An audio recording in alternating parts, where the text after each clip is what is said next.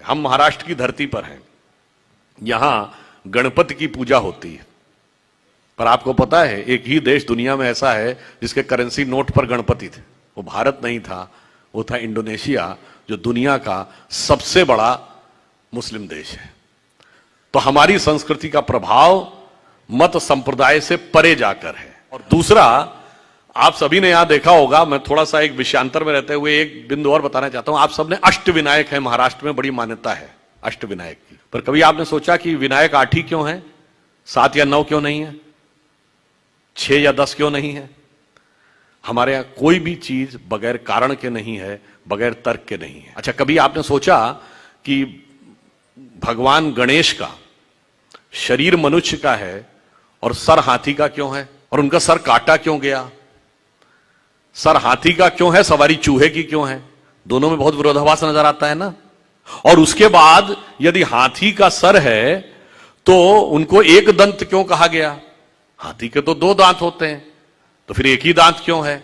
अगर एक ही दांत रहना था तो एक ही दांत होना चाहिए था उनकी मूर्ति में, वो दूसरा दांत टूटा हुआ क्यों है? और बल्कि जो आप वास्तविक मूर्ति देखते हैं उसमें टूटा हुआ दांत एक हाथ में पकड़ रखा उन्होंने। कभी आपने विचार किया कि ये क्यों है? इसमें से कुछ भी कहानी नहीं है, कुछ भी कल्पना नहीं है। और गणेश जी किसके देवता हैं? रिद्धि और सिद्धि के देवता हैं, यानी संपूर्ण सिद्धियां गणपति की आराधना से मिलती हैं। गणेश जी का यह और गणेश जी पुत्र किसके हैं? शिव पार्वती के।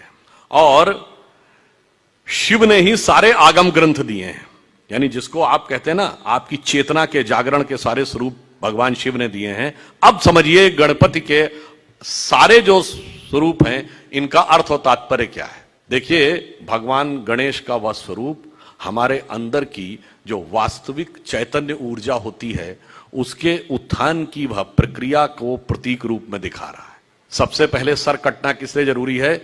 वह आप अंदर की यात्रा करके अपनी कुंडलनी शक्ति को तब जागृत कर सकते हैं जब पहले आप अपने अहंकार को नष्ट करने में सफल होते हैं। तो आपका सर कटने का स्वरूप प्रतीक ये है। दूसरा, हाथी का ही सर क्यों है? क्योंकि हाथी की जो सूंड है, और आपने देखा होगा हमेशा गणपति की सूंड इस दिशा में यूं है, कभी ऐसे नहीं है। क्यों?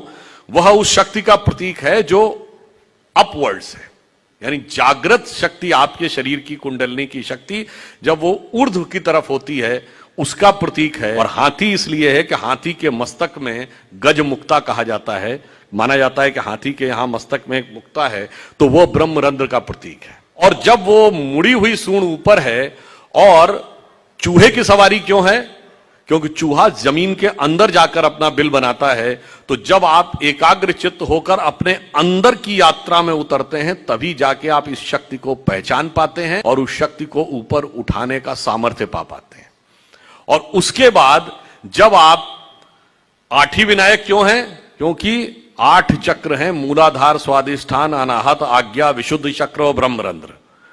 और अब एक ही दांत क्यों है? क्योंकि जब आप आज्ञा चक्र से ऊपर जाते हैं तब द्वैत के साथ वह यात्रा नहीं हो सकती, यानी संसार और ब्रह्म 2 में से एक को ही चूज करना पड़ता है। तो वह दांत टूटा हुआ क्यों है? तो संसार के साथ उस संबंध का विच्छेद करना पड़ता है, उसे तोड़ना पड़ता है, इसीलिए टूटा हुआ दांत हाथ में रखे हुए हैं। फिर आगे की यात्रा जाकर जब ब्रह्मरंध्र तक मिलती है तो समस्त रिद्धियां और सिद्धियां आपको प्राप्त होती हैं। यह उसका प्रतीक है।